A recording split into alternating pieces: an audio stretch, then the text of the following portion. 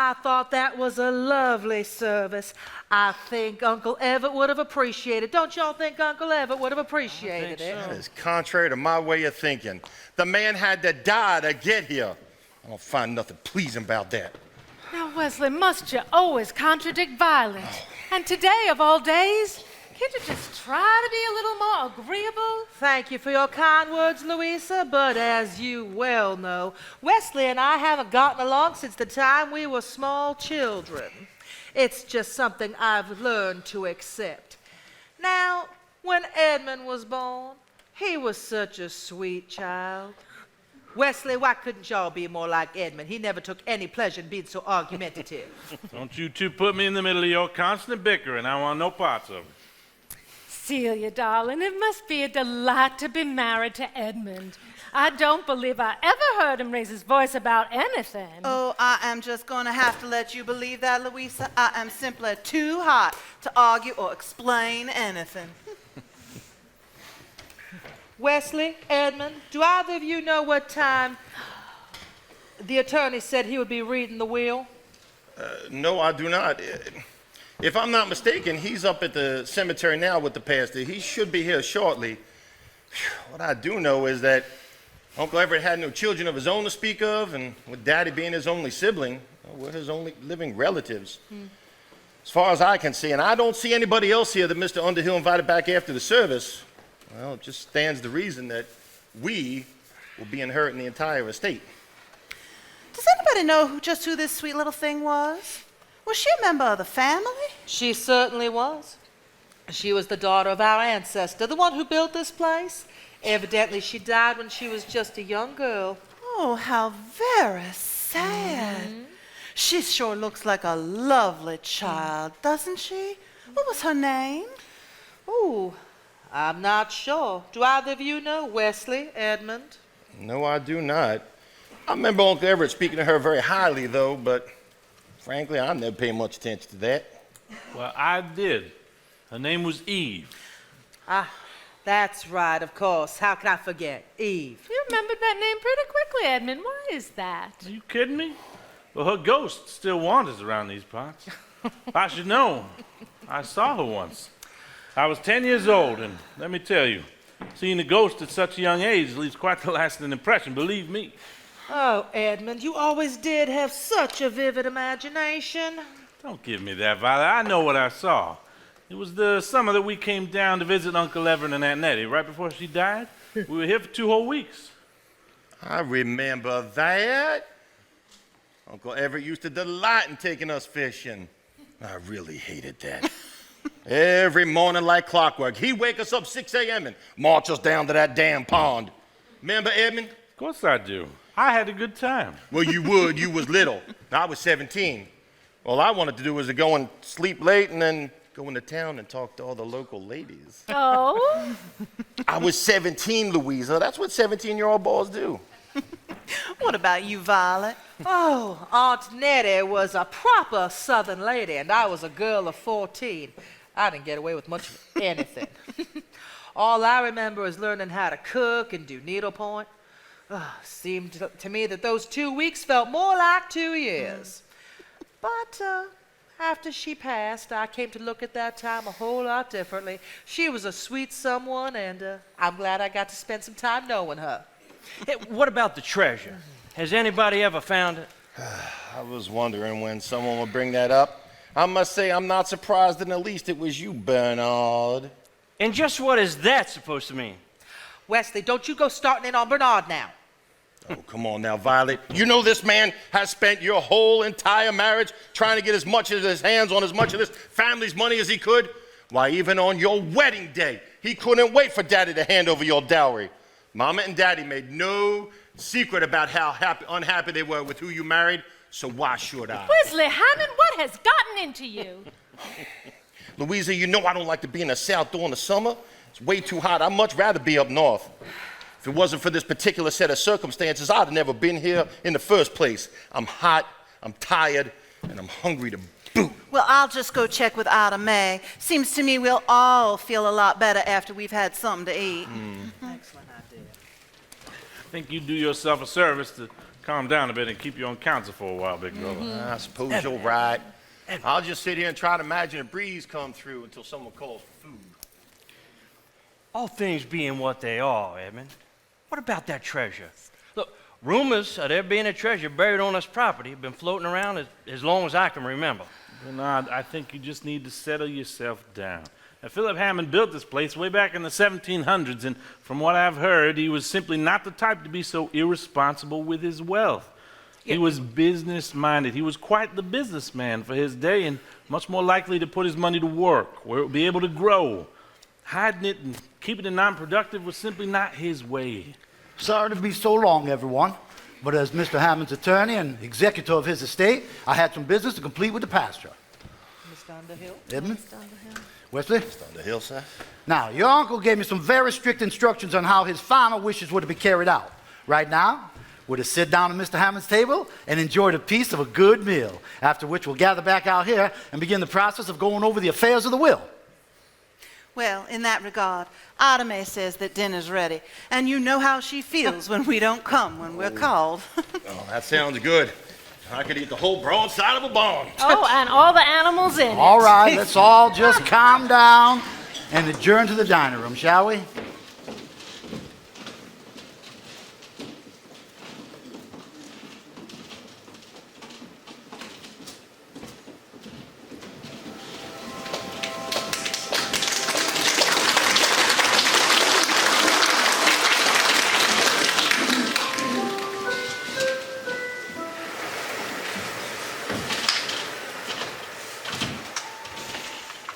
I do believe I feel an early evening breeze. I do believe you're right. I thought I was going to melt at the service of the cemetery today. Why on earth would Uncle Everett specify he wanted his service to be held at high noon is way beyond me. Well, I must admit, I almost dispensed with all propriety and ripped my girdle off right in the middle of that service. I was going to faint dead away. That is contrary to my way of thinking. I don't understand why you women wear those things all in the heat of summer, all trussed up like a picnic ham. Never catch me wearing one of those things. Well, I should hope not. Oh, you know what I meant. Ooh. Am I dreaming or do I actually feel a slight breeze? My, is that a welcome relief? And how? Say, where's Bernard and Edmund at? I saw Bernard bending Edmund's ear for a fairly well during dinner. Is he still harping on the whereabouts of that treasure? You know, Wesley, if there is a treasure, maybe we should concern ourselves with finding it.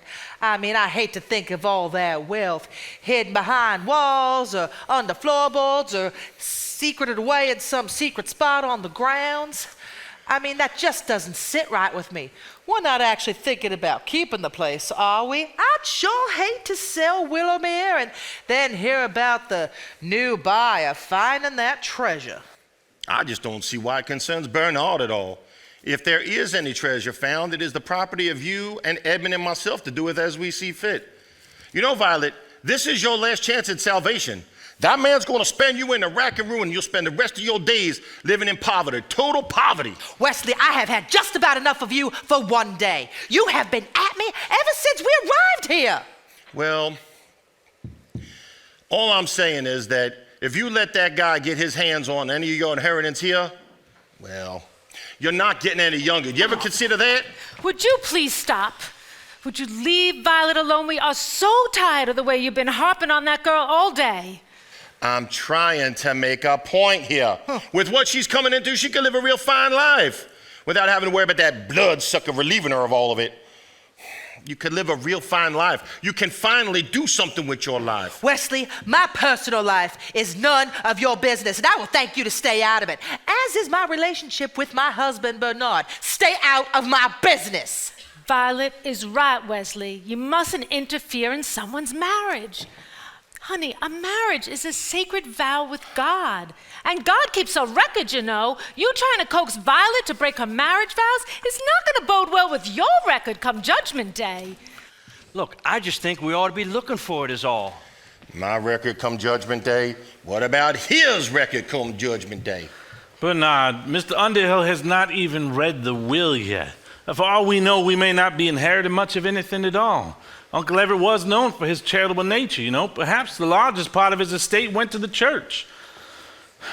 After all, Mr. Underhill did say that he had to spend considerable time with Uncle Everett's pastor regarding his final wishes before coming back to the house. What do you suppose that meant?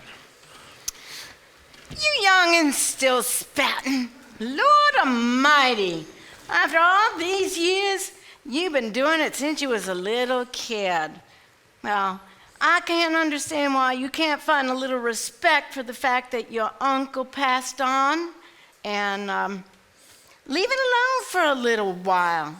And why should today be any different than any other day? We are who we are. And as long as Wesley's within 50 feet of it, there's going to be spatting. That's just a fact. My relationship with my sister is my business, and I'll thank you to kindly stay out of it. Violet is my wife. Therefore, your treatment of her is my business. What about your treatment of her, Bernard Beauchamp? We're leaving her all her money all these years? And what about all those floozies you've been messing around with for the longest of time? I say what you done to her is a far sight worse than what anyone else ever did. You take that back, Wesley Hammond. I have never been unfaithful to Violet. You stop that! Stop it! I still have that paddle I used to use when you was little. And I'm not afraid to use it, even now. I'll be good. Now here comes Mr. Underhill. If you all just settle down, I believe we can proceed with the matters at hand. Will you all please take a seat? Now, as per Mr. Hammond's instructions, I will begin the reading of the will. Let it be known, I'm reading this will on July 23rd, 1953, after the event of the death and subsequent burial of my client, Everett Hammond.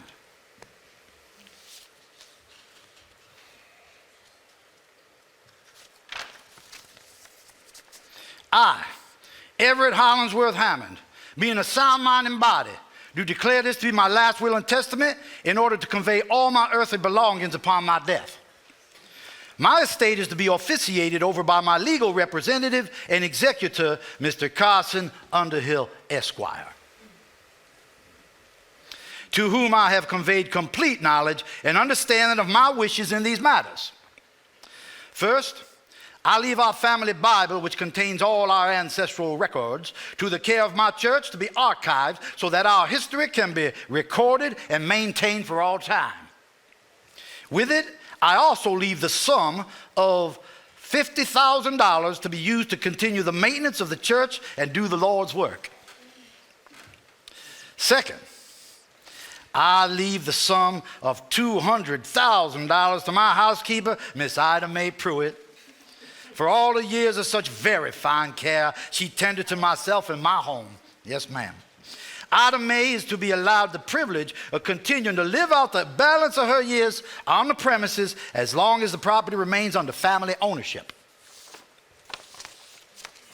Third, I bequeath the balance of my estate to include all my financial holdings as well as our family's plantation house and property, which is deeded and known as Willowmere, to be divided equally between my only living relatives, they being my niece, Violet Hammond Beauchamp, and my nephews, Wesley Hammond and Edmund Hammond. Willowmere was passed down to me by my father and his father before him, and so on, and thus has been owned and maintained under the Hammond family name since it was built by our ancestor Philip Zachary Hammond in the year 1761. It is my fervent wish that ownership of our ancestral home continue on under the family name so that its treasure can be kept secure. After the completion of the reading of my will, the diary of Philip Hammond will be passed on to my heirs for them to read, thus being able to understand the whereabouts of the family treasure of which I speak. This diary must be read aloud to all those mentioned in my will immediately after my funeral. Nothing I have bequeathed in this, my last will and testament, is to be passed on until the diary is read to all to its completion. This I do record as the sum total of my last wishes, signed and attested to this the 29th day of March, 1945, Everett Hollingsworth Hammond. Well, what do you know? See, there is a treasure. Violet. Bernard, I'm going to ask you to refrain from commenting at this time. Somehow you're only managing to make things worse. But Wesley, the will did say there was a treasure. Clear as day. You can't deny that. Stop it, you two. Mr. Underhill, does this mean that we will not be able to sell the property? No. Remember, it only states that it was Mr. Hammond's wish. It was his wish that you keep the property in the family name. Now, after y'all have a chance to go through this diary, it's up to the three of y'all to make a final decision on what's to become of Willowmere. Now, that diary should tell us where the treasure is. I mean, we have to keep this place at least as long as it takes us to find the treasure. We? You got a mouse in your pocket or something, Bernard? Bernard, what I got to do to get it through your skull? If there is any treasure on this property, it is the property of Edmund, Violet, and myself. So stick your tongue back in your mouth and stop your drooling, boy, because as long as there's breath left in my body, I'll make sure you never see a damn cent of the money from here. Bernard, I must ask you to let Violet, Wesley, and myself handle these matters. But Edmund. Bernard, please. I will abide by your wishes, my dear. But as your husband, I must register my protest regarding the possibility of being disavowed of any information held in that diary. Well, I guess I'll be leaving now. Y'all know where I can be reached if you need me. Good night. All right, Mr. Underhill. Thank you. Well, I know about you all, but now that I've discovered that I'm a woman of wealth, I believe that I am just going to retire for the evening. You girls are much younger than I am. You take yourselves in the kitchen and do the dishes yourselves. Are we going to have to cook our own meals as well? Aw, let her enjoy her newfound wealth. She is getting on in years, and it has been a really long day. Indeed it has. Edmund, why don't you hold on to that diary for the time being? We'll commence reading it after breakfast tomorrow. Now, I don't know about y'all, but I'll be looking for my pillow after my nightcap. That sounds fine with me. If memory serves me, there's a mighty fine bottle of bourbon in there just waiting to be savored. Oh, Edmund, if y'all are playing bartender, I'd love it if you could stir up a Tom Collins for me. Oh, me too. Vodka gimlet if you're buying. Nobody asked me what I'd like to have. No one asked us either, Bernard. We simply volunteered the information. Bernard, you ain't had no problem opening your mouth all day. What's the matter? You afraid to ask for a little bitty drink? You need a special invitation or something, boy? Stop it. Stop it, everybody. Bernard, get yourself inside and tell Edmund what you want to drink. Or better yet, make it yourself. What's the matter with you? You've never been shy before. Very well. I will. And maybe I just make it a double. Dear God, that man thinks he comes from royalty or something. Wesley, do you think it would hurt you to at least be polite to him once in a while? Actually, well, yeah, I think it would. Oh, for heaven's sake.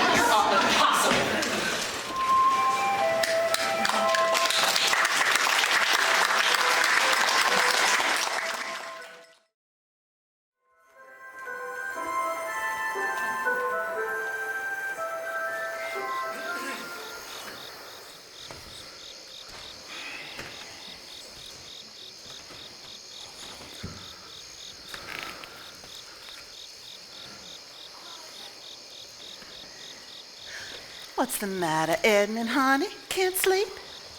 It's just too hot to sleep. Isn't that the truth?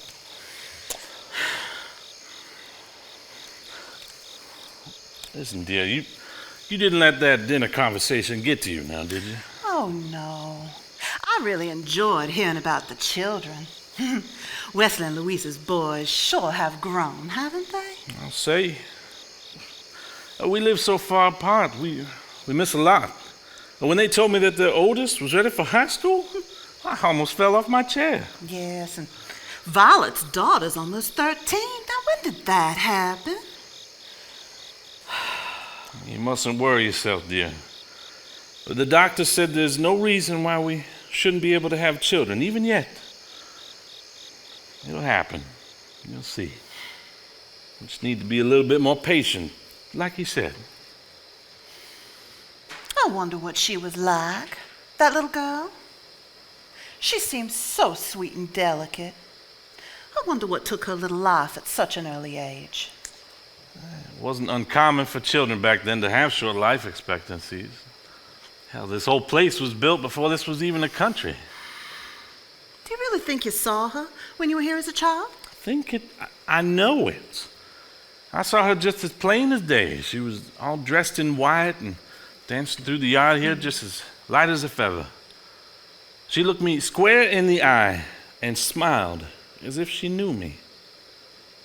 I'll never forget it as long as I live. Poor little thing. It is just so sad that she never got to live out her life. You mustn't worry yourself about all that now. It happened a long time ago. There's no need to fret over it. Listen, why don't we go back upstairs and try to get a good night's sleep? You go on up, honey. I'll be along shortly. Are you sure?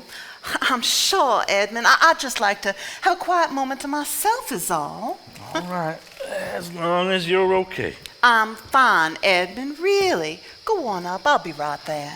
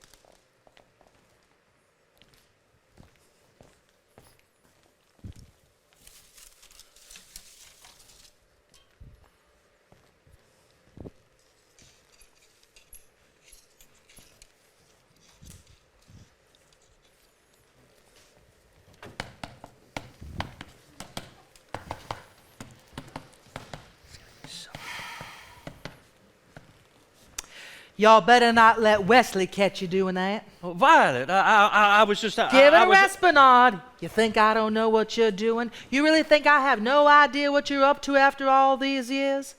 Please, give it a rest. You think no one ever thought to look under that statue before? There's nothing there, believe me. So, how bad is it this time? What are you talking about? How much financial ruin have you gotten us into this time? This treasure fever of yours has all the stress and anxiety of one of your deals gone bad. It's very clear that you're in dire need of funds. You might as well go and tell me. It ain't nothing I ain't heard before. Oh, leave me alone, Violet. You're beginning to sound more and more like your brother every day. Y'all never did understand my prowess as a businessman. Yo, what? You heard me. Prowess. Businessman. Please. Would either y'all want some more coffee? I'm getting ready to dump it if nobody wants any more. No, thank you, Ida Mae. Well, I'm getting ready to go into town a little bit later. I'm going to get some ice cream for dessert after lunch. Peach okay with you? I'd prefer chocolate. Well, I'm getting peach. I've been catering to you all these years. This time, I'm getting peach, and that's that. Well, all righty then. What's got Ida Mae in a tailspin? She's getting peach ice cream for dessert. Peach? Really? Mm-hmm. You think she'd mind picking up some strawberry as well? Oh, you can ask, but I wouldn't if I were you. Oh, boy.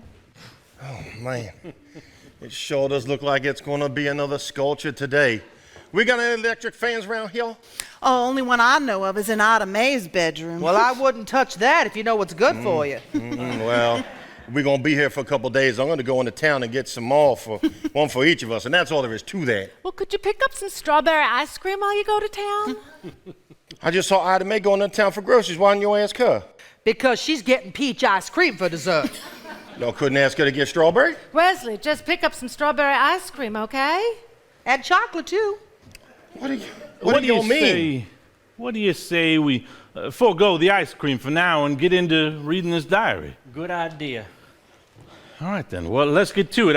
I'll do the reading if nobody objects. No, go right ahead. Go right ahead. Go on, Edmund, go on.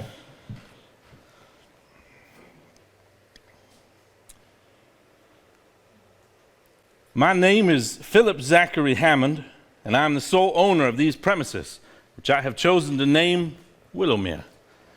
I have put pen to paper on these pages to record the life story of the ones I love, in hopes that they may never be forgotten. June 6th, 1762. All the hard work that I expended in order to build my financial wealth has paid me back 100-fold today. For today I am overjoyed for the privilege of marrying my one and only true love, Miss Eloise Fairchild, the most beautiful person one could ever know. While it is true that she is blessed with external beauty, she is even more so from within. I have built Willowmere with her happiness in mind to be her home and the home of the family that we will build here together. Now there's a real man. They just don't make them like that anymore. I beg your pardon, I'm sitting right here. If I may. August 12th, 1764. Eloise and my plans were to fill this home with children and raise them together with all the love that we had to give. Alas, today my beautiful Eloise gave me our first child, but in doing so, she left me to raise our child on my own. My heart is so totally broken that I simply do not know how I'll be able to continue, but of course I must. For here before me in her cradle lies the child that Eloise gave to me to keep her memory alive. She is the mirror image of her mother, and I will call her Eve. My God, Sad. he really loved her. How wonderful to know such love. Edmund, with all the interruptions that these women are doing, it's going to take you a month of Sundays to get through that diary, boy. Go on, Edmund, go on. All right. January 29th, 1765. It has been a difficult winter, and my heart is heavy as I continue to mourn for my dear sweet Eloise. But little Eve wakes every day with a sparkle that begins to once again make life worth living. She is a most pleasant child. Each time I look at her, she favors me with a big bright smile, and this morning she even giggled when she saw me enter the room. Even the servants delight in taking care of her. She brings such joy to us all. You all right, Celia, honey? I'm okay. August 12th, 1765. Today is a day of mixed emotions. It is the 1-year anniversary of the death of my beloved Eloise, but it is also the first birthday of my sweet little Eve. The child is risen to her feet and delights in her new mobility, although her sense of balance needs quite a bit of development as yet. It's a good thing her nanny has outfitted her with some extra thick nappies to cushion the blow when she finds herself back to floor level now and again. But even so, she never cries when she falls. She just laughs and rises back up again. Eloise, my beautiful Eloise. How I wish you could be here to get to know this wonderful child that you've given me. February 14th, 1766. St. Valentine's Day, a day to celebrate the martyrdom of a long-dead saint who lived to spread the joy of love in our hearts. I used to shower Eloise with chocolates on this day. It was her favorite. But today, I introduced my little Eve to the delectable treat, and I can now state for a certainty that she is, in fact, her mother's daughter. On another note, My solicitor has sent word that my investments in northern commodities has paid off handsomely, and he will be forwarding the profits to me at once. When the monies arrive, I shall secure them until such time as I find them useful. Last year's harvest was bountiful, and the spring house is full and wealthy with the items placed there for safekeeping. Did anybody else hear what I just heard? Oh, for God's sake, hear what, Bernard? The clue! He just gave us a clue. Didn't y'all hear that? Are you still harping about the whereabouts of that treasure? What clue is it you think you heard, Bernard? Didn't you all hear it? He was talking about all the money he was going to get. And then he said the spring house is full and wealthy of all the items placed there for safekeeping. Look, I propose we take a break and check out that spring house.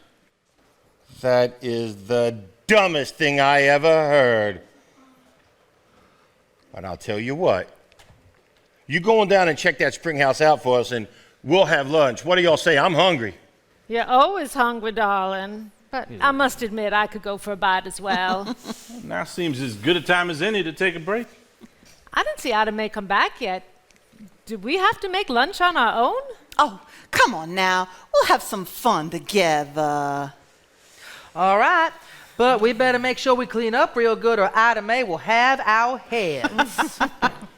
I'm going to check out the spring house. Thank you, dear. You know, Wes, that will did say there was a treasure, just as plain as day. I know, but we got to talk it down or that idiot's going to get out of control real quick. If we find any treasure here, well, we're just going to have to keep an eye on him. I don't trust him as far as I can throw him. And if he finds any treasure, Lord Almighty, well, I could totally see where he would try to make off with it for himself. It has become plain to all of us that he is become embroiled in some financial troubles again. Yep. You're right. We should just make light of it and distract him wherever possible. Let's see. You ain't got to ask me twice, son.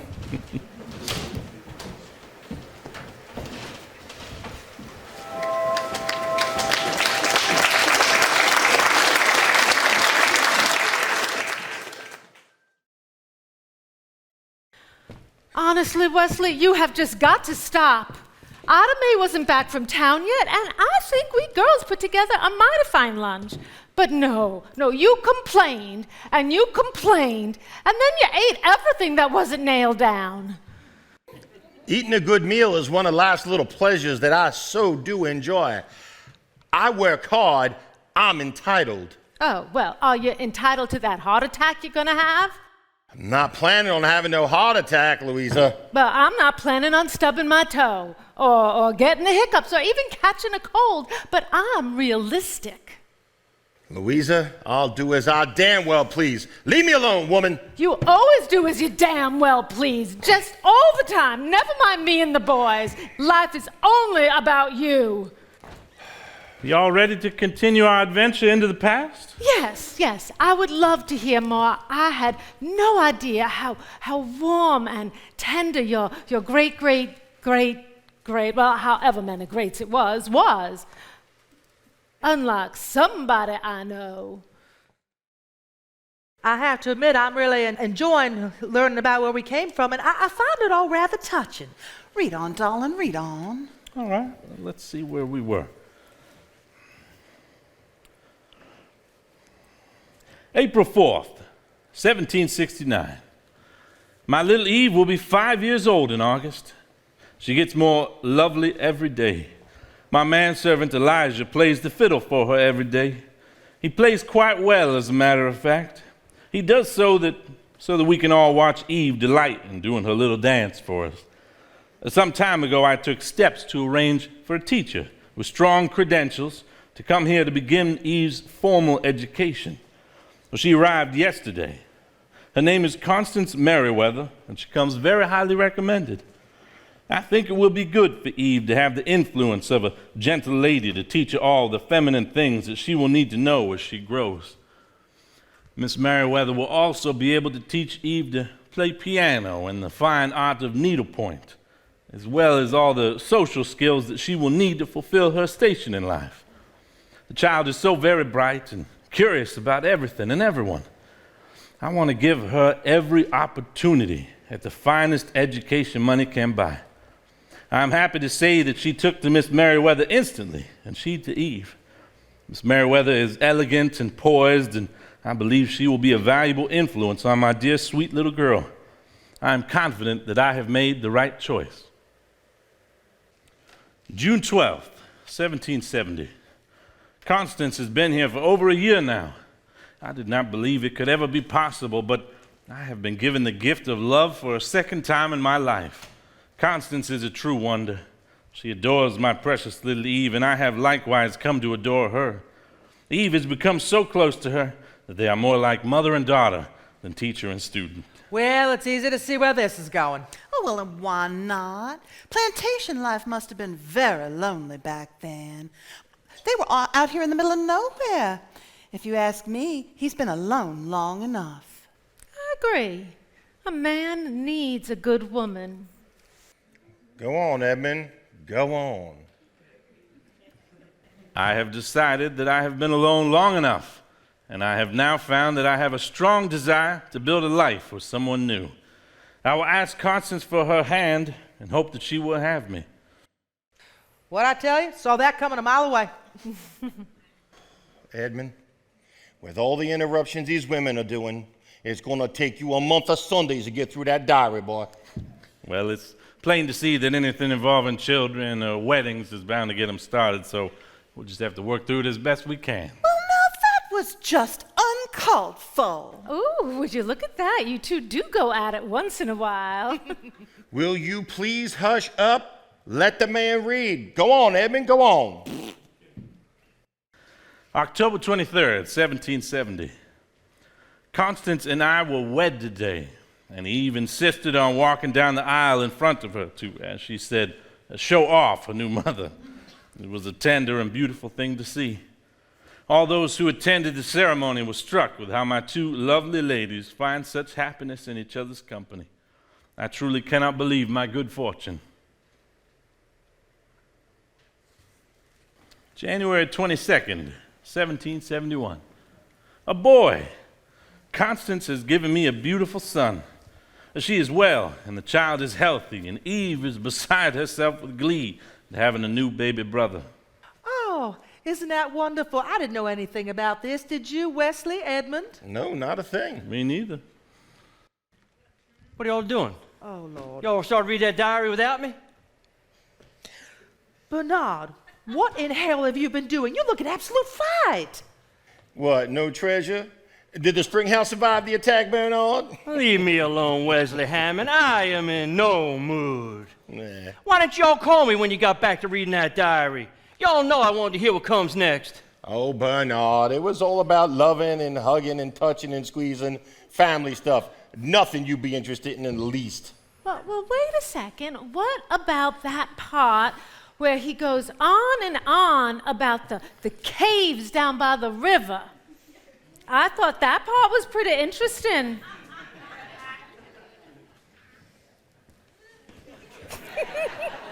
Why, Louisa Hammond, what's gotten into you, girl? You're telling such a whopper. I don't know. It was just like right there, and I just couldn't control myself. Oh, I'm so sorry, Violet. I shouldn't have done that, but I just... Oh, no need to apologize. I'm kind of glad you did it. Got rid of him, and he deserved it. And truth be told, I'm only sorry I didn't think of it myself. Well, if you women are done showing off how you manipulate us men into doing things for you, I believe our ancestor was just born. It will be the son that carries on the Hammond name. Go on, Edmund, go on. July 17th, 1772. Our little Wesley is over a year old now and grown up just fine. What? Wesley? Oh, my God, I'm named after that boy. I could trace my lineage right back to that book. Boy, you really got me now, Edmund. Go on, Edmund, go on. Eve is always at his side. She truly loves her little baby brother, and he loves her too. Every time she walks into the room and he spies her, his eyes light up, and he reaches out after her to play with him. And Constance is such a wonderful mother to both the children. She plays no favorites. She loves Eve as if she were her own. Eve will be 8 years old next month. She is beautiful and sweet, and I do love to watch her dance among the wildflowers in the field. She dances and sings and gets lost in her dreams and thoughts. It is a wonder to behold as the summer breeze blows through her lovely locks of hair while she just goes on dancing. Well, she is such a blessing.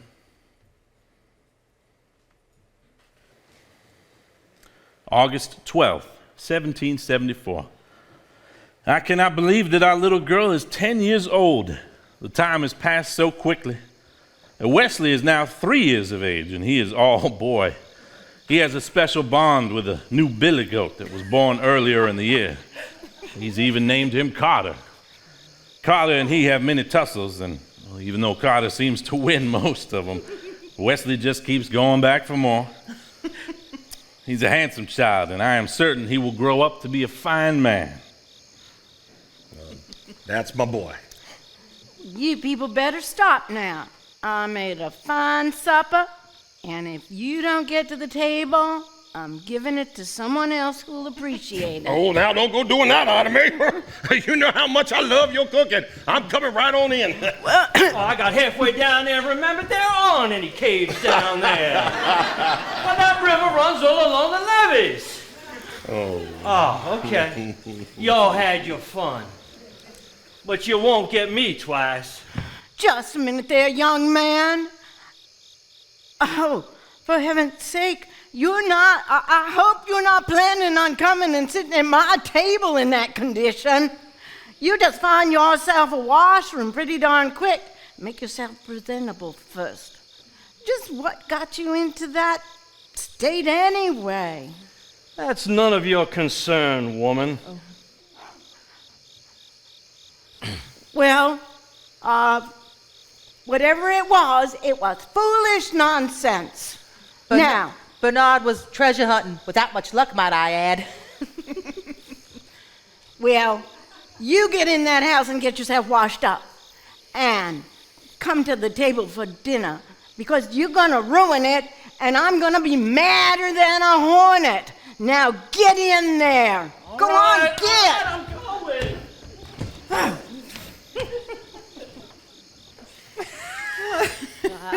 We better go. I know. I'm not messing with her. Celia, honey. You've been awful quiet this whole time. Are you sure you're okay listening to all this? Oh, I'm fine, Edmund. I can't explain it. I just feel like such a part of all this. I really can't explain it. Well, let's go inside and eat. I'm pretty hungry. You go on ahead. I'll be right there. All right. Well, don't take too long. You don't want to make Ida Mae any crankier than she already is. Now, don't you go worrying about my relationship with Ida Mae. I happen to like peach ice cream.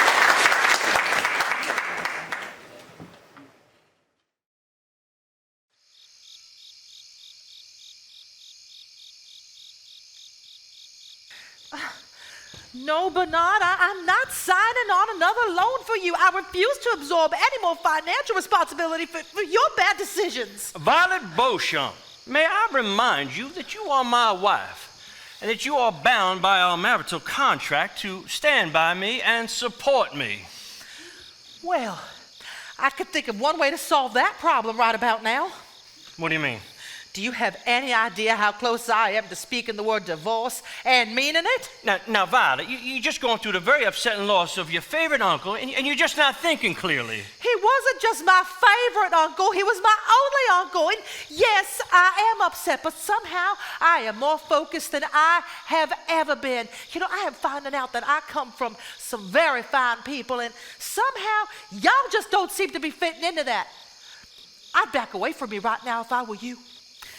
But I know what I saw. I'm telling you, I saw her. Celia, honey, this is turning out to be a real compelling story, and we're really close to it right now. I don't want this story to play any strange tricks on you or nothing. Well, frankly, Wesley, I'd like to agree with you, but I harken back to the time when I was 10, and I saw it just as plain as day. If Celia says she saw something, I'm apt to want to believe her. What'd she look like? Oh, she was all pale and dressed in white, and she had the sparkle of an innocent child in her eyes. Oh, she was just lovely. She took my breath away. And she kept looking at me all over, as though somehow she knew me. Oh. Beauchamp, what did you do with that spring house? What? You just destroyed it. Wait a minute. I said you could go down and check it out. I never said you could take the thing apart. I was certain the treasure was in there. I mean, where else could it be but behind some of the stones in those walls? Bernard! He took it apart so much it's about to fall in on itself. That thing has been standing there since the All 1700s. right, You had no right. All right. I'll go out there tomorrow and see if I can't put it back together. Oh, no, you will not. You stay away from there. I'll call Harlan Wilkins. He knows how to restore historic buildings. Bernard, how I got to get it through your thick skull that if there is any treasure, it's none of your concern. You just don't have any right to it. What are you talking about, Wesley? You're the one that told me to have at it. Everybody heard you. Wait a minute, Bernard. Wesley said you could go check it out. He never said you could tear it down. That's it. You stop all this right now. Don't you touch another thing on this property.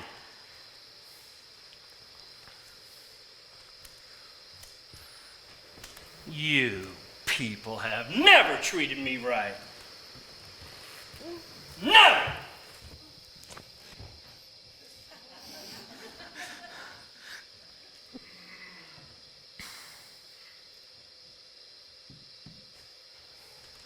Violet, honey, I'm so sorry to see all the sadness in your life. I really, truly am. Oh, well, thank you for saying so, Wesley. That really means a lot. Truly. I know. That was really sweet, Wesley. Your little sister needed you, and you were there. I'm proud of you. Listen, Wes, why don't I grab a flashlight, and what do you say you and I go down and see how bad the spring house really is? We should get it repaired in the morning if it's really as bad as Ida Mae seems to think. Good idea. Let's do that. Girls, why don't y'all stay here? We'll be back shortly, okay, honey? All right. Oh, sweetheart. I've made up my mind. I'm going to divorce him just as soon as everything here is settled. I have reached my limit. Violet, that's a very big decision. You two have been married for so many years. And what about Bonnie? That little girl's just going to need a daddy.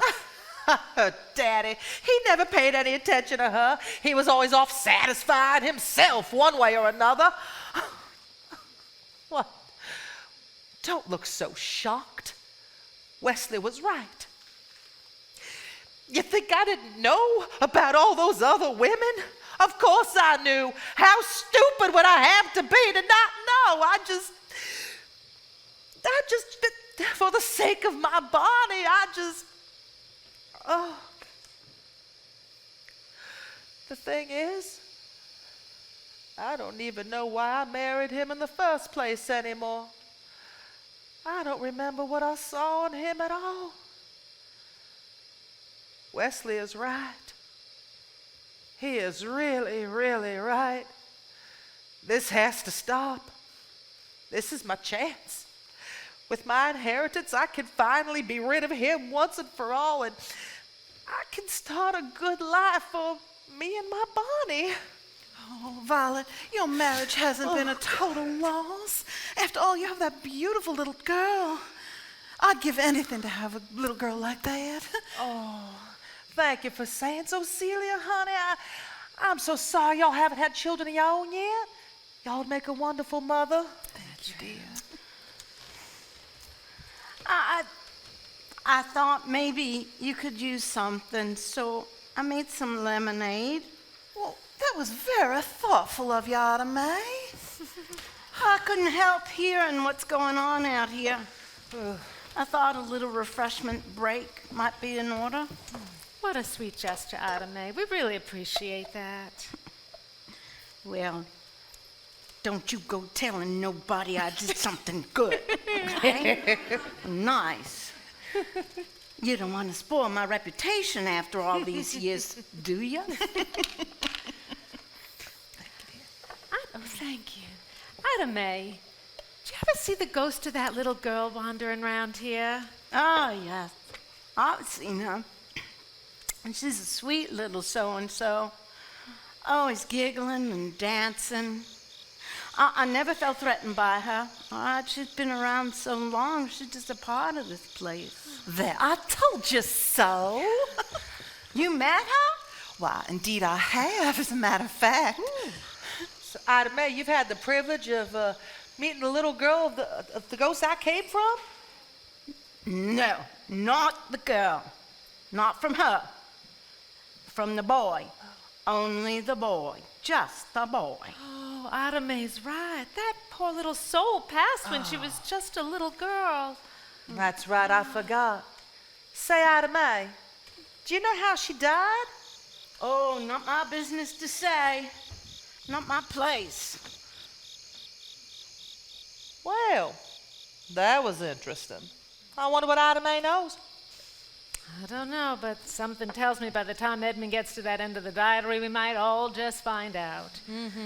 But I'm so tired. Are you tired? I mean, it's been such a long day. I think I'm going to turn in. Me too. In fact, I think I'm going to sleep in that little back room and get some peace for a change. I'm going to have Ida Mae help me fix it up. Y'all coming, Celia? Oh, I think I'd like to sit out here and enjoy the cool night air. Edmund and Wesley ought to be back soon. I'll wait for them. All right, good night then. Have a good night. We'll see you in the morning. See y'all at breakfast.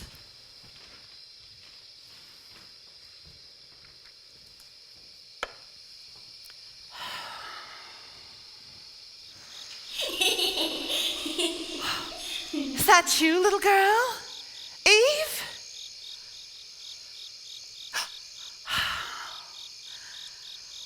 Hello there, sweet thing.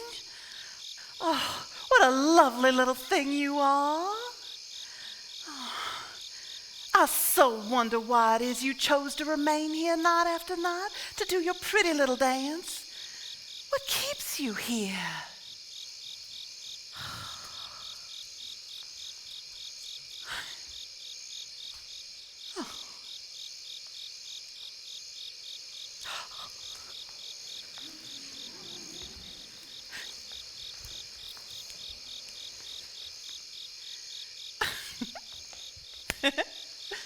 I'll call him in the morning. He'll come out and fix that. That thing has to be saved. That's part of the historic of this place. And, well, you just can't let it collapse in on itself. I don't remember ever seeing you so interested in this place before. Well, what's gotten into you? I don't rightly know. It just feels good to be taking care of things, that's all. I don't know. Just feels like it's the right thing to do. Celia, honey, I would have thought you would have gone up by now. Oh, it's such a lovely night. I thought I'd wait for you and Wesley to get back. Well, I'll say my good nights to y'all then. Good night, Edmund. Good night, Wesley. Good night, Celia. Good night, Wesley. Well, take care now. Celia, honey. You saw her again, didn't you? Yes. Oh, and it was just like you said. Oh, she danced with me, and I danced with her, and oh, she connected with me. I could see it in her eyes, and oh, it was just like that diary said. Oh, it was like no time had passed at all. Oh, what an incredible moment. Celia, I think it'd be best if we just went up and tried to get a good night's rest. Oh, well, I thought I'd stay out here for a little while longer. Celia, please. For me. Let's call it a night. All right, Edmund. I suppose you're right. Oh, Edmund, she really was so sweet. I really did see her. Oh, I wish you could have seen her, too. I've seen her, Celia, remember? You don't have to convince me, huh? I still remember it.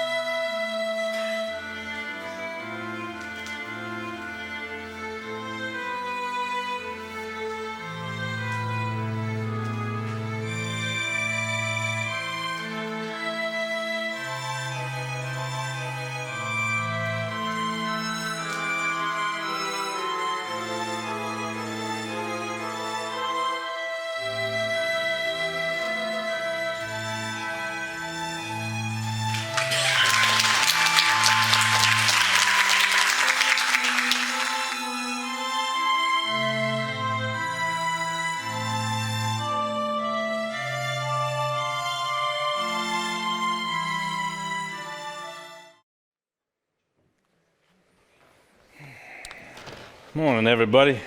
Morning, Edmund. Morning, Edmund. Edmund, little Celia okay? Louisa and I seem to think that she might be getting a little unhinged by the telling of the story. You sure you want her to be around for the rest of this thing? Well, listen, now, you know that Celia's been hurting because, well, we haven't been blessed with any children of our own as of yet, but that's not the only thing that's bothering her. She's seen little Eve's ghost several times now, and she's even begun to interact with her. There's something going on there. I just don't know what it means. But Oh, for heaven's sakes, Edmund, please tell me you don't believe that. frankly, Wesley, yes, I do. Don't forget that I saw her 2 years ago. Celia's description of her is exactly what I remember, and I know I saw it. That is just simply preposterous. I'm not so sure, Wesley. After all, Celia was telling Louisa and I all about it last night, and even Ida Mae talked about it like it was common knowledge that the girl still wanders around this place. Well, I, for one, believe it. Too many people have had the same story, and you know what they say, where there's smoke, there's fire.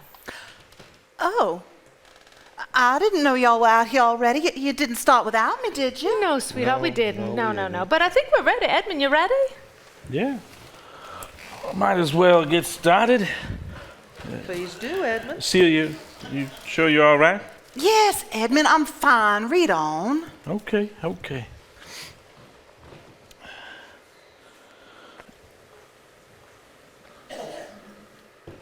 Bernard, you ain't been tearing anything down or destroying anything on his property, have you?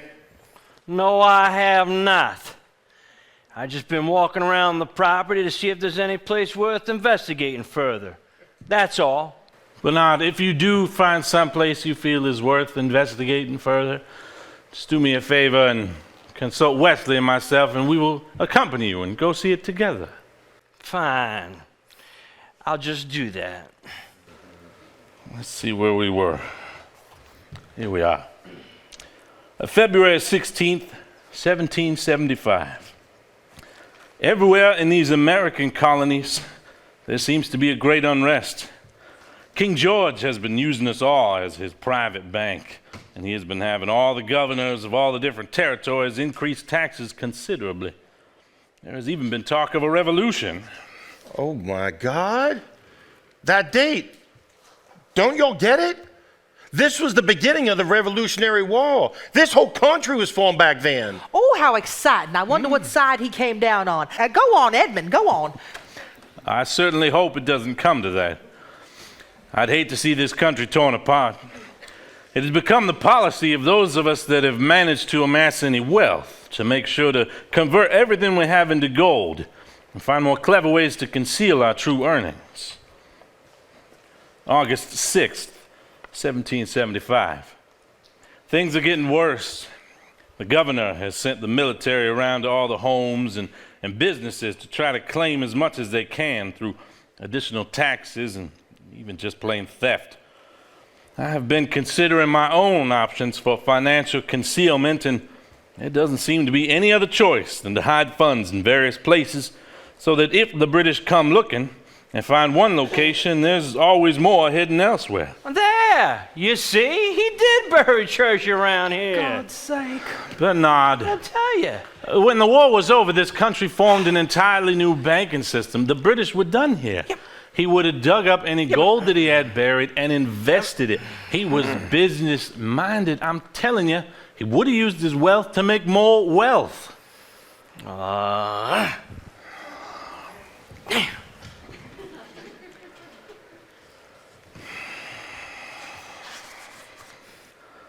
I've just learned that representatives from each of the states in the colonies have been meeting for some time now in secret in Philadelphia. They have been discussing how we might separate from England and become our own country. They're even drawing up a document that intends to proclaim our independence from Britain. It will be delivered to King George when the time comes. I must admit, the oppressive ways in which the British governing body are treating the people, the idea intrigues me. But if it does come to war, I cannot get involved in the militia. I have my responsibilities here at Willowmere and to my family. I must put their safety first. On another note, Eve will become 11 years of age in just a few days, and little Wesley will be 5 this coming January. I've begun to take him with me when I go riding to inspect the property. He's already taken the reins with no fear at all. Constance and Eve are inseparable. They enjoy each other's company so very much, which is such a wonderful thing to see. Life here on the plantation can be very lonely for women if they do not have a good friend and confidant. Did you hear that? Eve's 11 and Wesley's almost 5. Oh my God, I can't believe it. They grow up so quickly. Louisa, you okay, honey? Is the heat getting to you? Because from where I'm sitting, Edmund's telling us a story about people that lived 200 years ago. And y'all talking about them like they live the next town over. Oh, yeah. I guess I just got a little carried away in the story and all. I'm sorry, Edmund. Go on. Are you sure? I said read the damn book, Edmund. Just leave me alone, okay? All right. Eve has been refining her skills in music and needlepoint, and I dare say, with the refinement and beauty that she displays, she will make some man a fine wife someday, assuming, as her overprotective father, that any young man will ever prove worthy. And Wesley has seen the British military behave badly toward our friends and neighbors and has appointed himself our guardian. He found a long stick under the oak tree and has declared it to be his sword. He will protect us completely if any British soldier dares to set foot on the property. I must keep a careful eye on him. He is bold and daring enough to actually try. He has a strong sense of justice and will quickly stand up for what he believes is right. And he's a handsome lad to boot. He's a growing boy and proves it daily by consuming anything and everything that the ladies serve up on our dining room table. Now I know I'm named after that boy. all be squawking for your lunch any minute now. I can just feel it happening. You know, now that you mention it, I could go for a bite. Just one? Well, I made a hearty lunch. But if you're all gonna get to eat it, I need a little help in here. I'm just getting too old for this. It's about time you all stood up and helped out. Well, coming into that money didn't do much for her disposition now, did it? I heard that. Oh, we better comply before the roof goes off. And how? I'll mark where we are, and we can keep reading after lunch.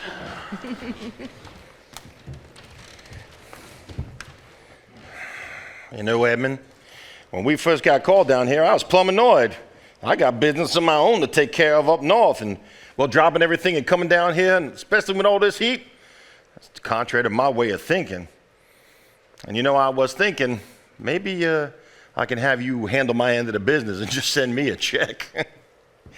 Well, I got to tell you, after hearing about this place and the people that came before us and all our ancestors, I'm starting to have second thoughts about selling this place. You? I've always felt a strong sense of connection. Ever since we started coming down here as children during the summer, I just felt like I belonged. And you two are going to have to figure out how to buy Violet out. She's going to need her money from this place. Now, this thing's got to be worth a fortune. Her 1/3 will make a pretty tidy sum.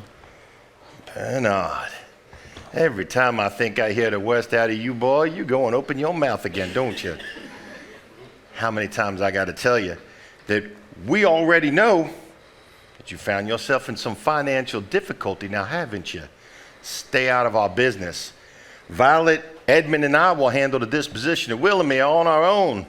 It just don't include you. Well, my understanding is you're standing with Violet is on shaky ground right now, Bernard. Maybe getting some of the money that you think's come around here might not be in the cards for you anymore. Don't give me that, Wesley Hammond. I have my rights as Violet's husband. Mm-hmm. I know my rights. Bernard, why don't you just march yourself into town and discuss your rights with Mr. Carson Underhill, Esquire? As Uncle Everett's attorney, he can tell you just what your rights are real fast. I do believe I'll just do that. You'll see. I have my rights.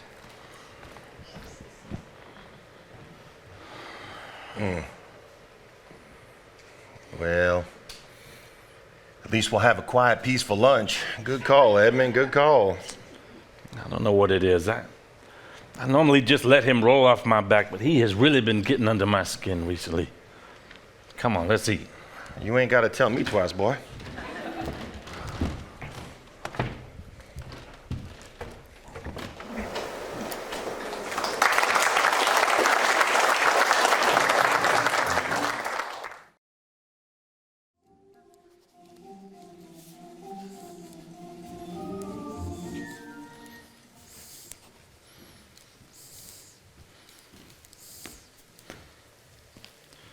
Well, if it isn't Mr. Bernard Beauchamp, I've been expecting a visit from you. What took you so long? Who told you I was coming? Did they call and tell you from the house? No, sir.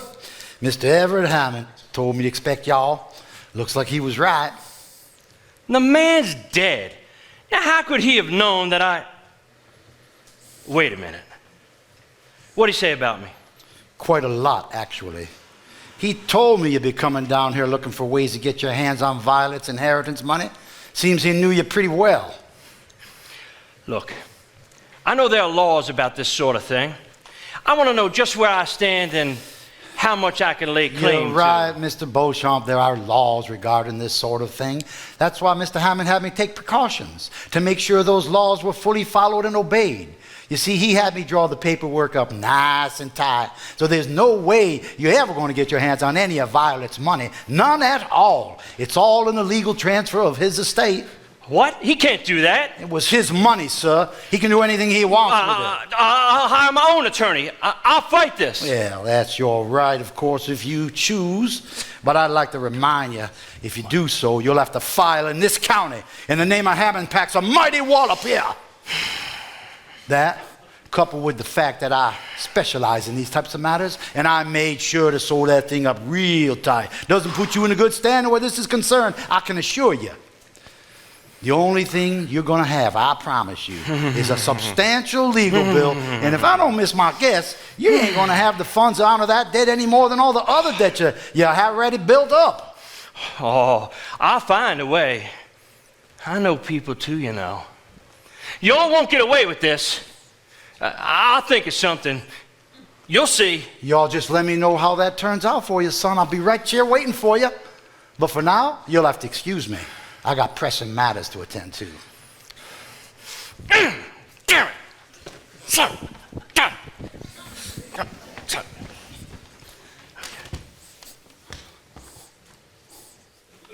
Son of a bitch.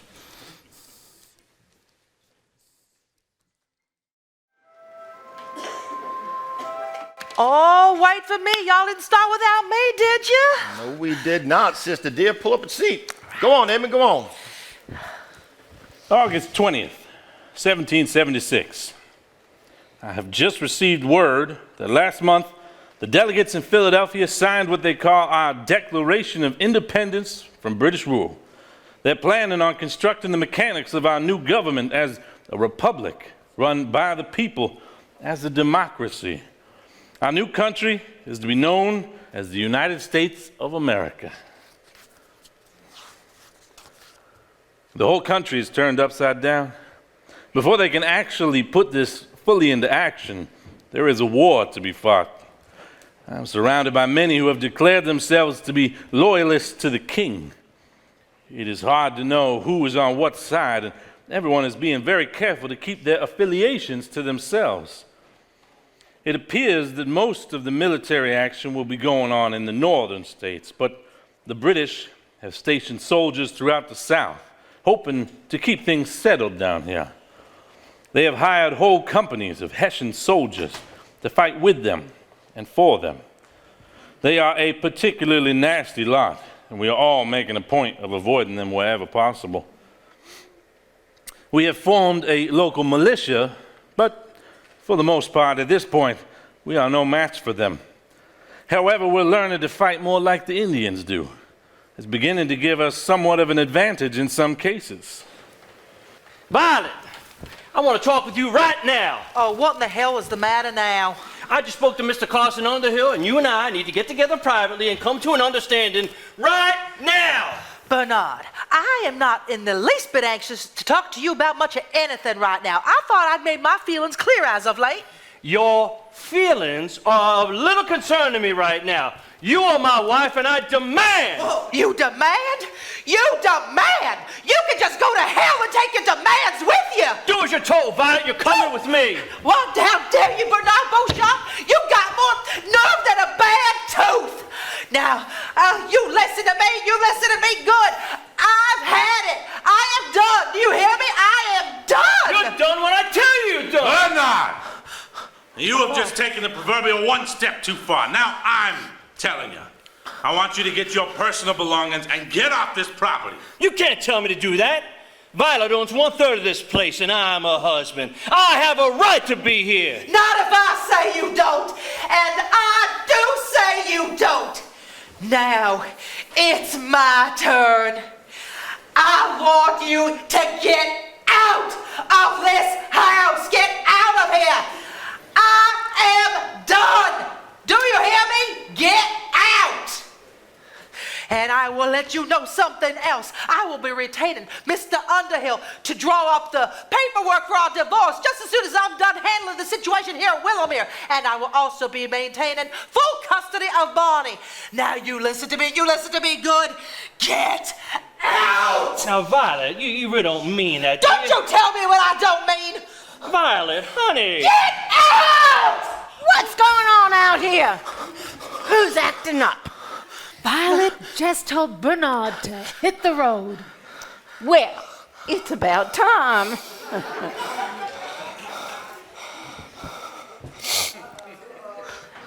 You gonna get or what?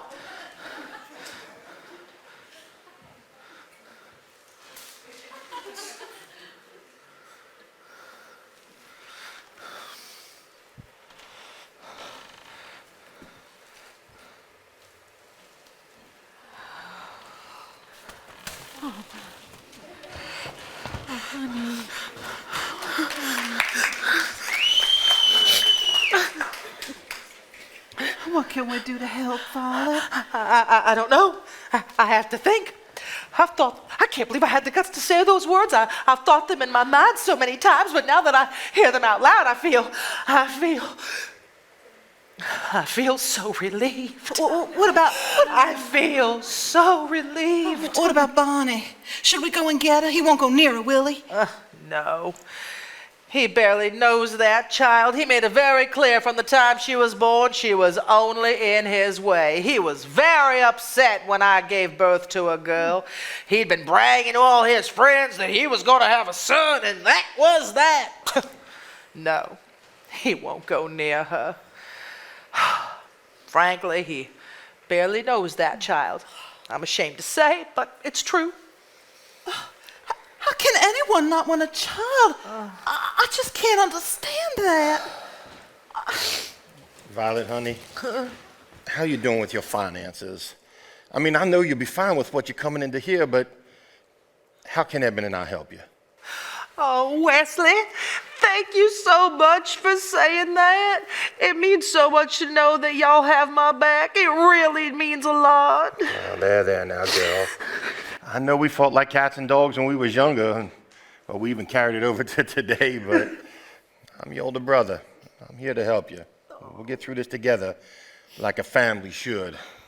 Well, I sees it, but I don't believe it. I'm going to have to sell the house right away. His name is on it. He's got a mortgage to the hilt.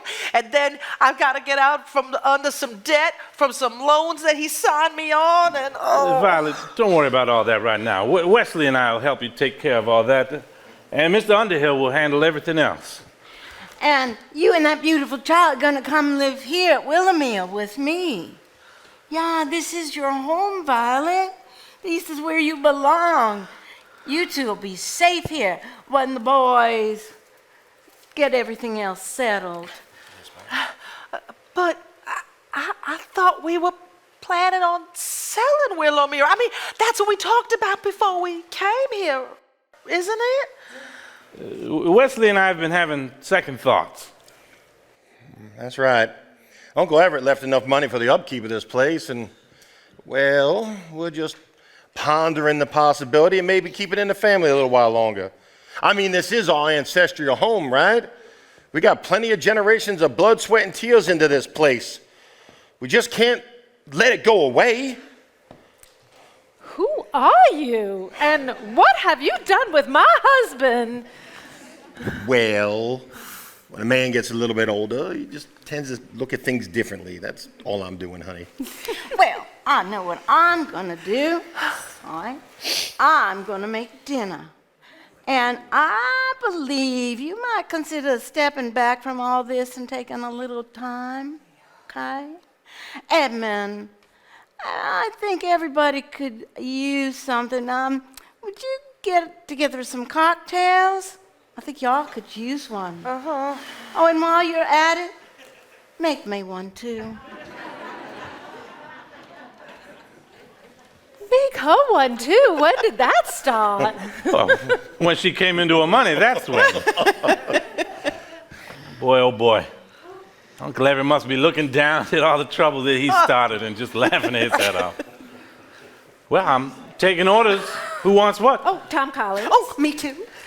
Bourbon straight. Vodka gimlet, make it a double. I have a feeling I need it just about now, and for medicinal purposes only. You understand? Mm-hmm.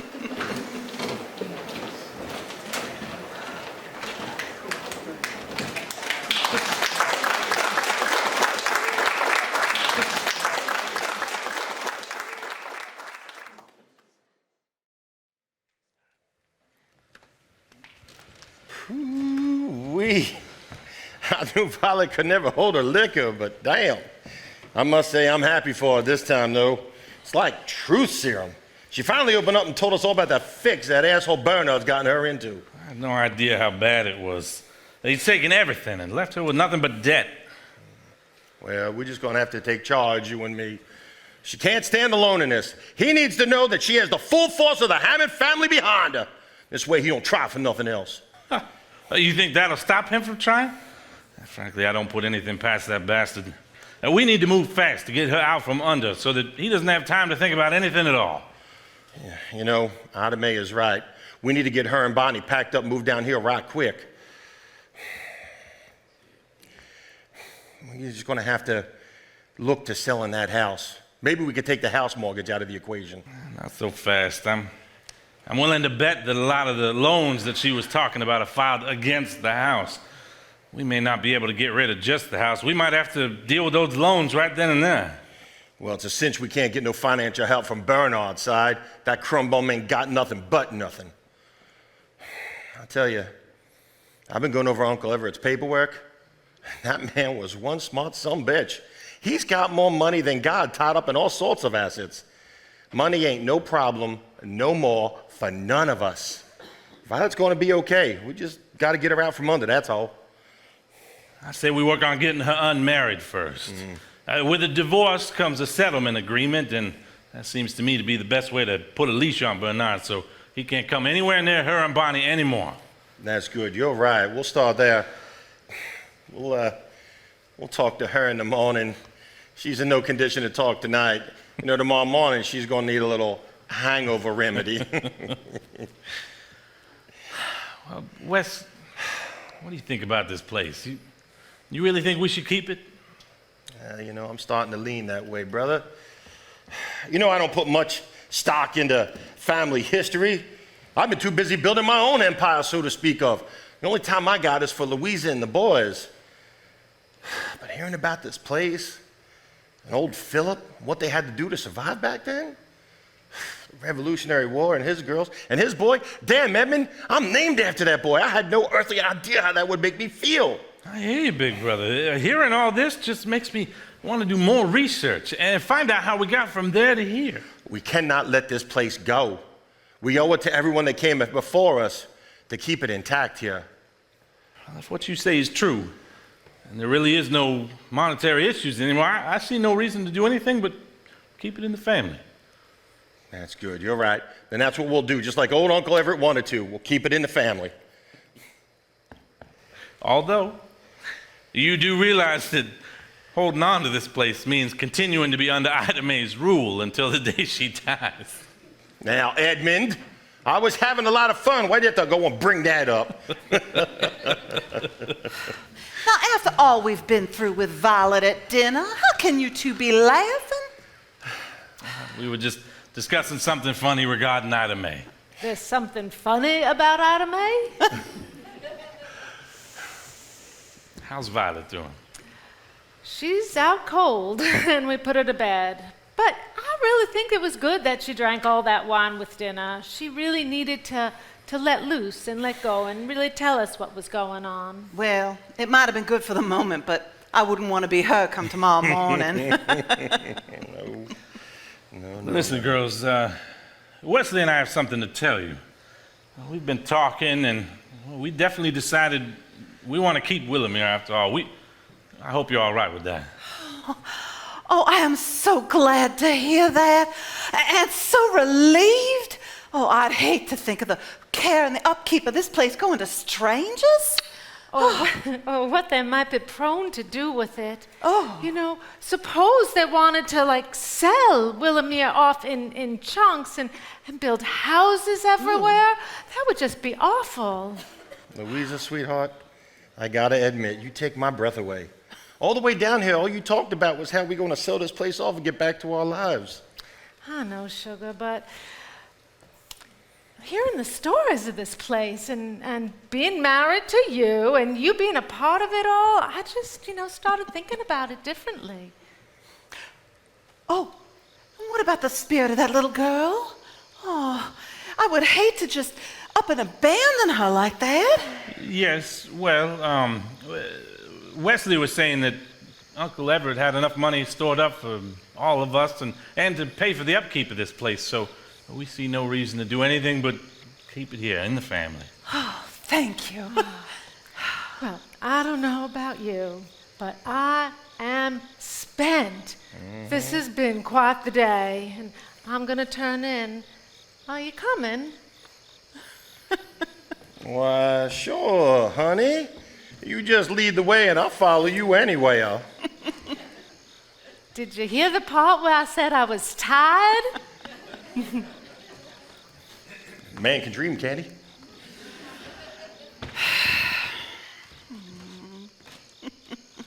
Celia, sweetheart, why don't you come and join me on this?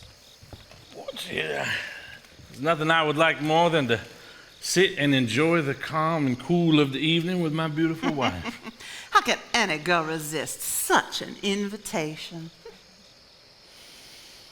You know, listening to the stories of those people back then really has me thinking about how hard it was to carry on life back then.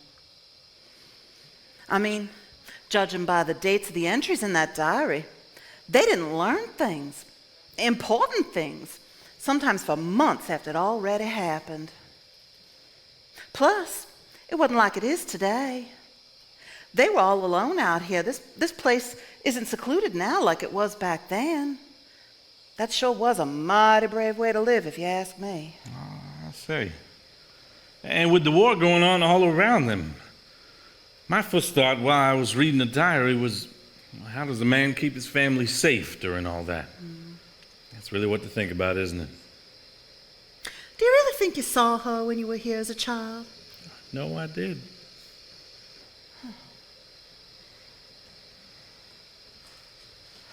Edmund? Oh. Well, hello there, sweet little Eve. I'm so happy to see you. We have something to tell you. Oh, don't mind Edmund there. You saw him once when he was here as a child, remember? Edmund wants you to know that this place is going to be here for you always.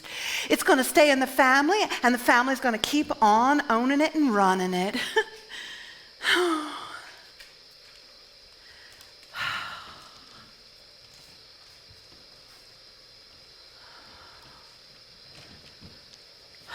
There. You believe me now? Oh, Edmund. The look on your face reminds me of when we were in high school and I told you that one day you were going to ask me to marry you. Remember that? Of course I remember. I was 16 years old and I just was looking for a way to get you to let me hold your hand. A marriage was a little bit more than I had in mind at the time. Oh, Edmund Hammond, I loved you then, and I still love you with all my heart. Why don't you take me on up to that big old fluffy bed and show me just how much you love me back? Well, lead the way.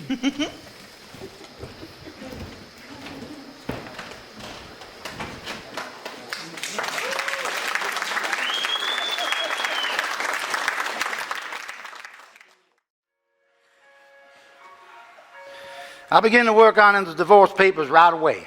Now, I'll sit down with Violet in the next few days, and I'll get all the details ironed out for her. Well, thank you very much, Mr. Underhill. We really do appreciate that. Edmund? Could you please start that search to get all that information we asked you for? We'd really like to know what we're facing sooner rather than later. Understood. But I'd like to remind y'all, after the behavior I saw of Bernard in my office the other day, I don't think we've seen the last of any trouble that boy is capable of. He's just one piece of bad news after another. Well, we'll just have to handle that as it comes at us, one at a time. That's true. Say, how y'all coming along reading into that diary Everett left for you? Getting pretty close to the end of it. Is that right? We got so caught up in the thing that we pretty much decided that we want to keep Willamere after all. Mr. Underhill, did you know I was named after Philip's son? Why, yes, I did. I see. Mr. Underhill, have you read this diary? Yes, I have. Everett wanted me to be sure to understand everything there is about this place so I can handle things best for him. Now, when y'all get through to the end of reading that, just give me a call. I'll come on out, and I'll let you know whatever one you know after that. You mean there's more?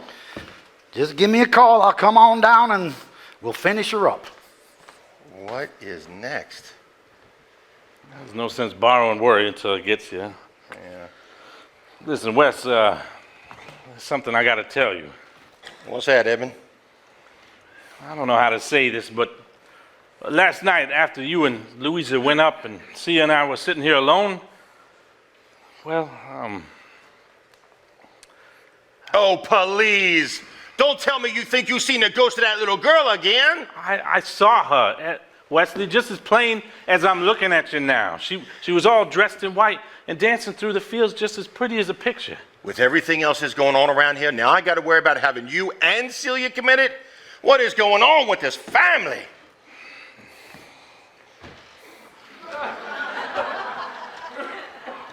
Hi, Violet, dear. How you doing today? Oh, I've been better.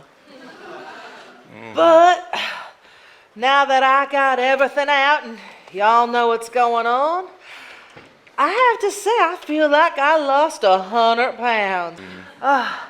You know I got a long road ahead of me before I am rid of that parasite. But at least I know that I'm going to find some relief thanks to y'all, and hangover or not, that's got me feeling pretty good right about now. We ready to continue reading with the diary? Well, to tell you the truth, Celia, we was thinking about maybe taking a step back from it and catching up on the goings-on around here. Oh, no, not on my account, please. It's just the same to you. I'd like to get back to it. Like to take my mind off of other things. Are you sure, Violet? You heard the woman. Just open the book and read. Please, Edmund, go on, honey. All right. Let me see where we were. April 16th, 1777. I have not made an entry in this diary for some time now, as I have been taken up with much work to keep our beautiful plantation home running. It has proven much more difficult to take care of usual affairs, as I must do many things more covertly. Our money and foodstuffs are continually being confiscated by British troops, and if I am not careful to conceal a large portion of it, we will be left with very little to survive on. One of my neighbors, a loyalist to the British, has branded me a sympathizer to the cause of the Revolution, and though they have not been able to prove that standing, I and my family are being watched very closely.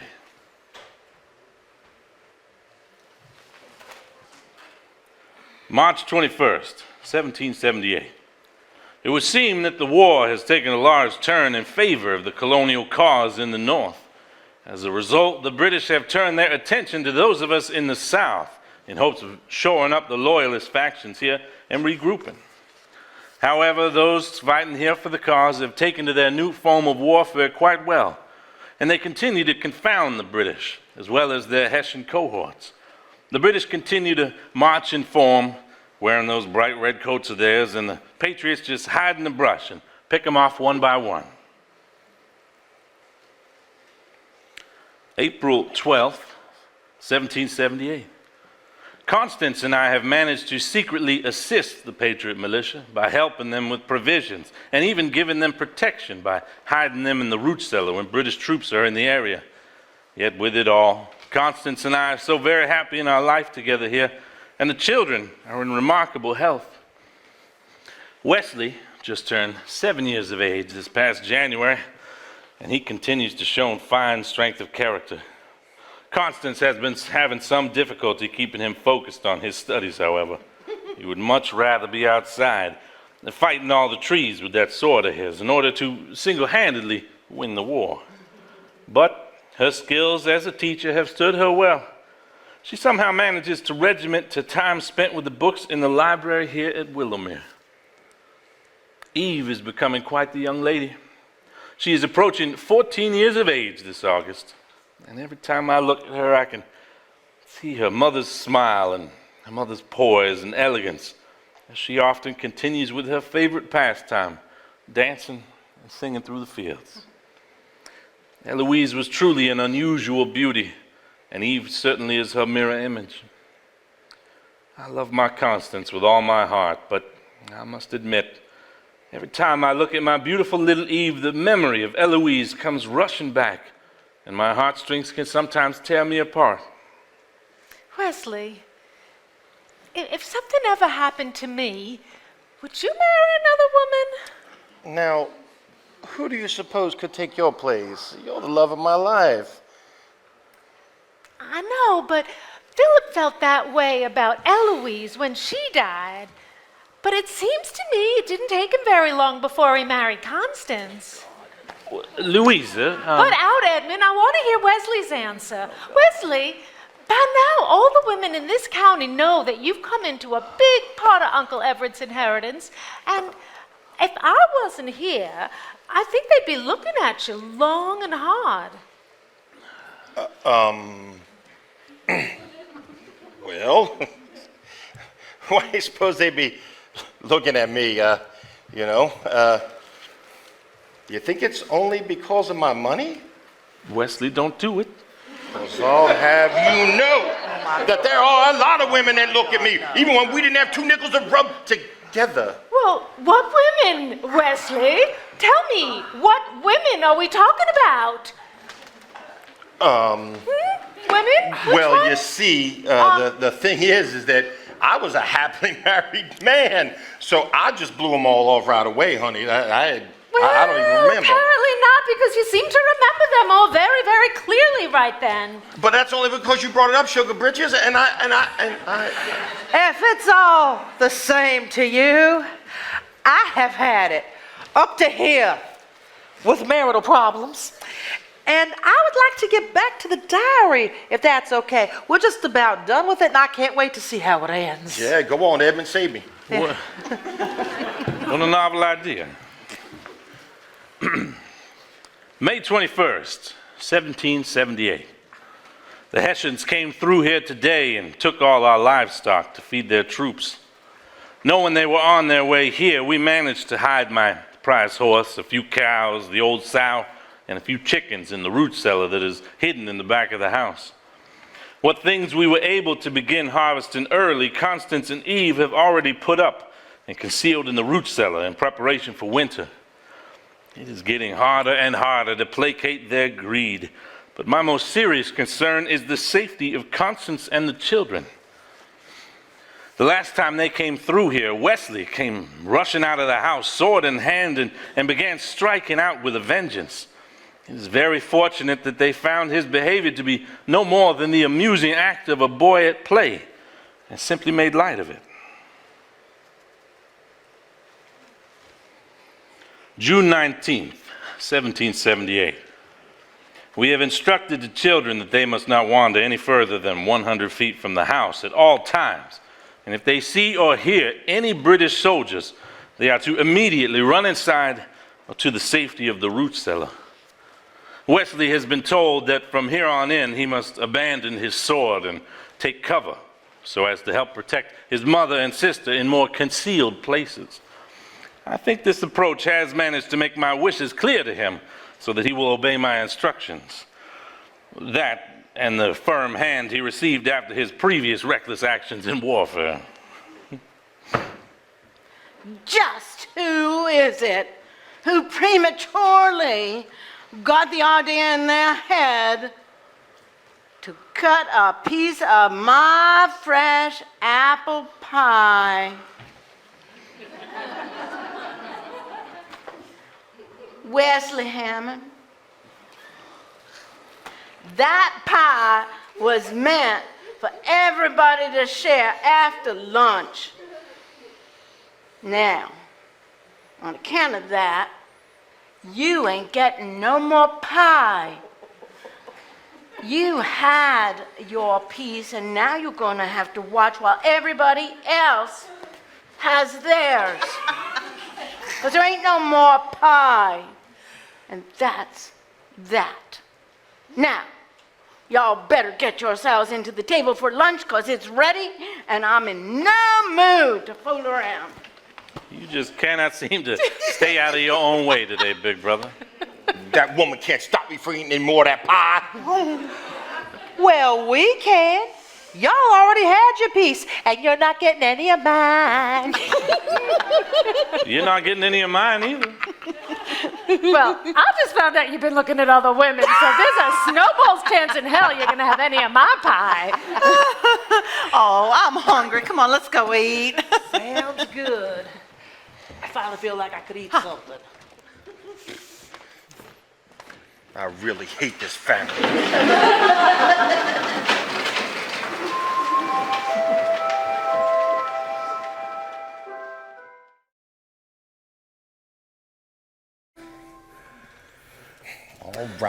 All right, have your fun. My, girls, wasn't that pie just real fine? Oh, and it tasted so much better once it had time to cool. Oh, the flavor comes out so nicely when it's cool.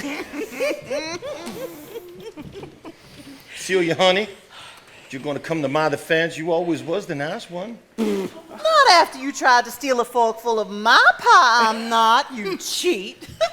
Edmund, I always thought of your cute little bride as someone so nice and sweet. When she go and get her vicious side? Well, that'll be right about the time that you tried to steal a forkful of her pie. Well, it looks like we're almost done. I can't wait to hear how this ends. Keep reading, Edmund.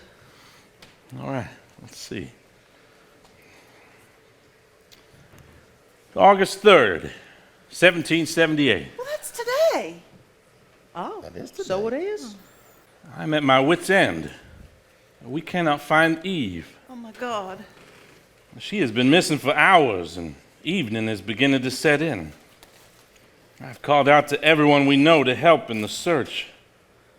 There's an encampment of British and Hessian soldiers nearby, and I've even resorted to appealing to their commanding officer for help, but my pleas fell on deaf ears. He was arrogant and haughty, could not care less about, as he put it, the whereabouts of any progeny of a known sympathizer to his common enemy. Dear God in heaven, please don't let anything happen to that child. There are people searching everywhere. We've begun to concentrate on any area that could pose a danger. We've been down to the river and searched the banks thoroughly. We've combed the cliff areas where she might have wandered and perhaps taken a fall. I've checked the root cellar several times, hoping that somehow she found her way in there. No one has seen her. What can I do? Where else can I look? I call out, and I don't hear her sweet little voice responding. Oh, Eve, where are you, my darling child?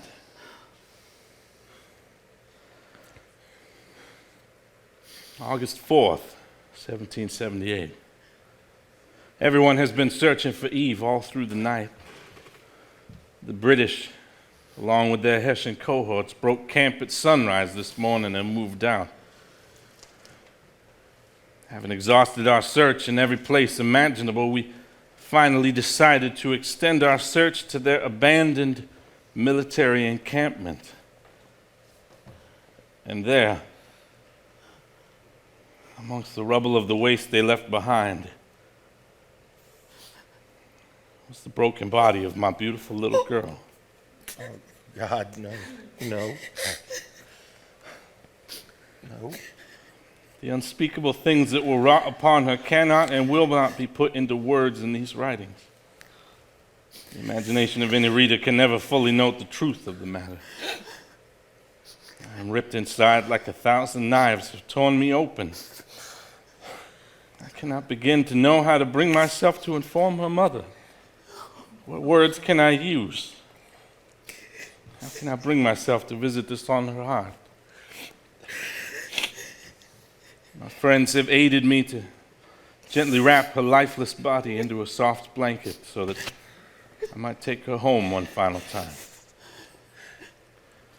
I must handle the private grief of my surviving loved ones, but I have the solemn pledge of the patriot militia that surrounds this area that they are planning, even now, to hunt them down and destroy each and every one of them for what they have done.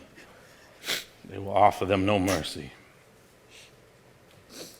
These are all men with families and children of their own, and I see in their faces a heartfelt fury, as if they are relating this happening to their fear for their own children's safety.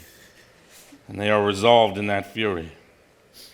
I'm certain that they will fulfill their pledge of revenge.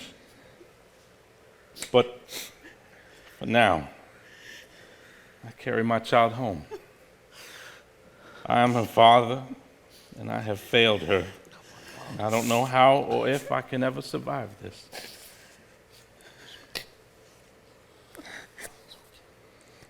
August 5th, 1778. Constance has suffered a complete collapse and is inconsolable. Wesley has not spoken a word since he learned of his sister's demise. He is taken to his room and will not come out. He will, of course, never reveal to him the details of what happened to her. It's just too unthinkable. Our dearest friends joined with us to take our dear girl to her final resting place in our family's burial plot on the West End Hill. She will reside there with Eloise in the safety of her loving arms, and they will rest there for eternity together.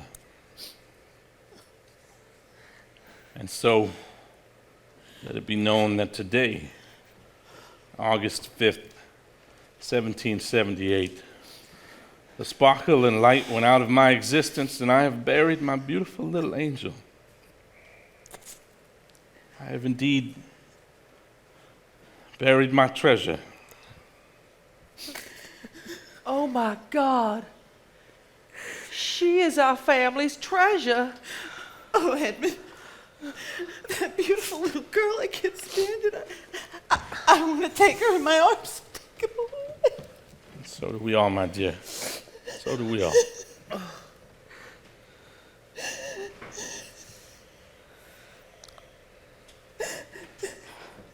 So, you're finished. Then you might as well know, this being the anniversary of when it happened, I reckon there'll be no getting any sleep around here tonight. What do you mean, Ida Mae? Well, you're just going to have to wait and see. There's no words to describe it. You just have to wait and see. And stay in the house. You don't want to be outside tonight. Trust me on this. Stay in the house.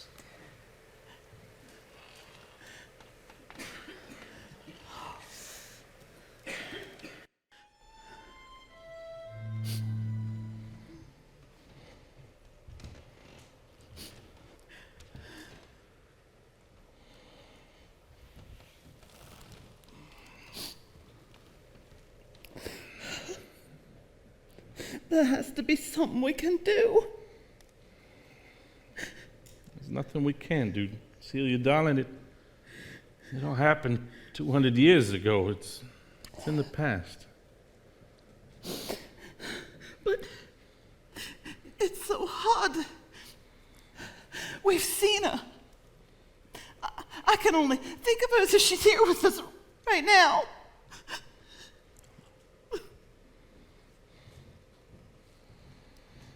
Oh, my dear sweet little Eve.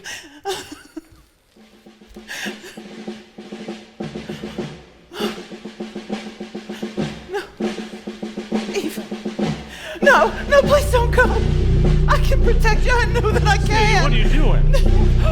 Oh my God, Oh my God, she does exist. No, please.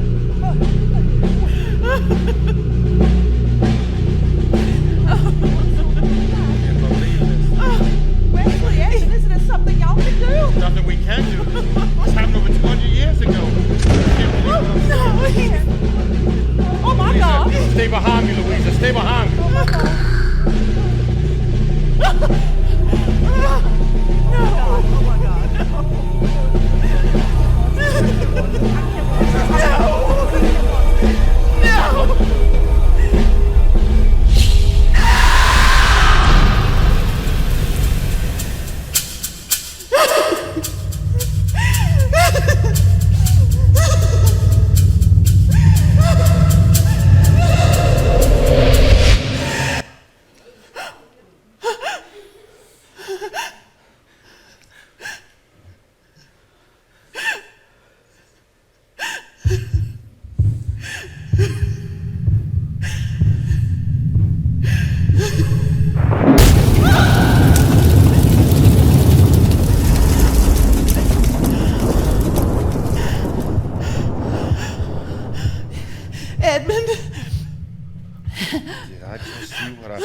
all. You did? We all did. I'm not even sure what just happened. Celia, are you all right? I'm fine. I'm more than fine. It's all over. It's never going to happen again. I know it. I believe you, Celia, honey. I truly do. Let's go inside, Celia. There's nothing more for us out here. It's all over. It's all done now.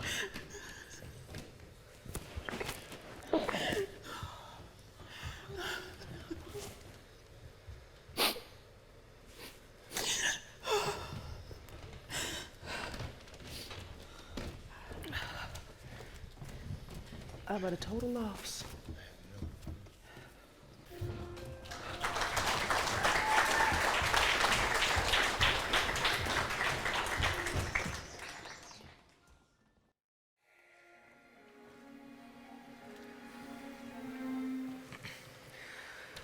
Morning, everyone. Morning, Violet, dear. Sister, what do you got there? It's a little silver jewelry box that I found on the dresser in the back room I've been sleeping in. It has Eve's name engraved on it. It's been just sitting there in plain sight all these years until now. What's inside? I don't rightly know. Let's find out. Oh, there's a hair ribbon and a few hairpins. Oh, and a little shoe buckle. How adorable. And, oh, Edmund, I think y'all better take a look at this. Edmund, what is that? It appears to be a locket that Constance gave to Eve on the day that she married her father. It's engraved to Eve from her new mother. It has a picture of Constance in it. And she looks just like Celia. What? Let me see that. Oh, my. Oh, my word. Well, that's why she kept looking at you. She thought she was looking at her mother. Well, I can see by your faces you're on the other side of reading that diary. You have no idea. I see. No, you do not. Believe me, you do not. Mr. Underhill, when we first called down here, you said there was something else after we were done reading that diary? We'd like to know what that is now so we can put this all behind us and get on with our lives. Everett left me this letter. He instructed me to read it to you all after you've been through the end of that diary, but only after you've read the whole thing through. Now, even I don't know what it says. He wrote it by hand, and he sealed it himself.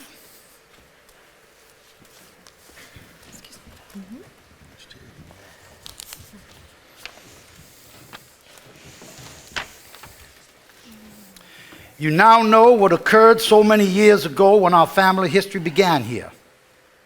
I have total confidence that your newfound knowledge has led you to the proper decision to keep our ancestral home safe and in family hands.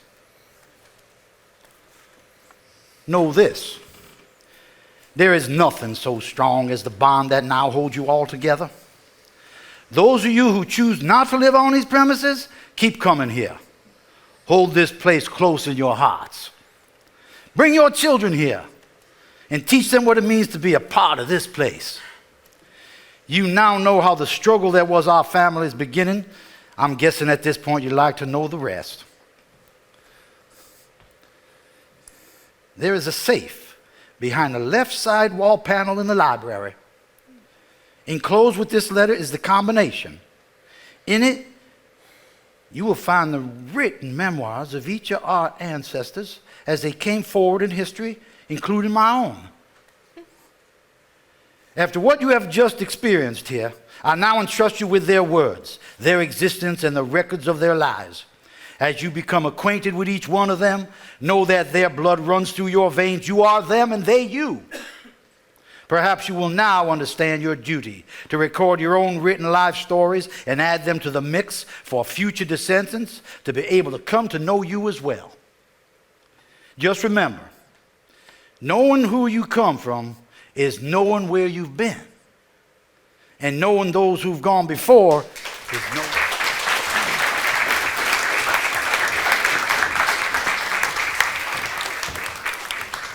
Blessings and a fond farewell. Your loving uncle, Everett.